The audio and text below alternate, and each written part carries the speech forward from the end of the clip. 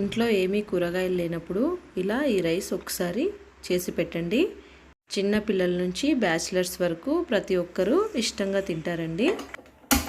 ముందుగా stove on చేసి ఒక ప్యాన్ పెట్టుకొని బాగా వేడి చేసుకోవాలి. తర్వాత 1 నుంచి 2 టేబుల్ స్పూన్ల ఆయిల్ని వేడవ్వనివ్వాలి. ఆయిల్ కొంచెం వేడైన తర్వాత అందులోకి 2 పచ్చిమిరపకాయలు ముక్కలుగా కట్ చేసుకొని వేసుకోవాలి.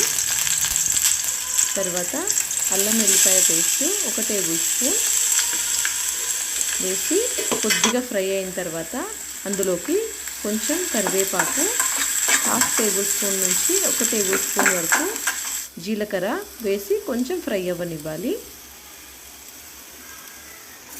ఫ్రై అయిన తర్వాత మనం ముందుగా ఉడకబెట్టి పెట్టుకున్న రైస్ని అంతా వేసి కొంచెం మిక్స్ చేసుకోవాలండి.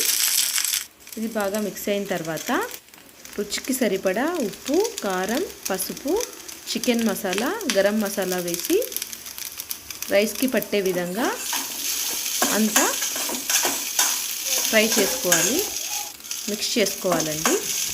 ఇది బాగా మిక్స్ చేసుకున్న తర్వాత కొంచెం రైస్ని ఫ్రై చేసుకోవాలండి. అంతేనండి, ఎంతో టేస్టీ అయిన ఈ రైస్ రెడీ అయిపోయింది.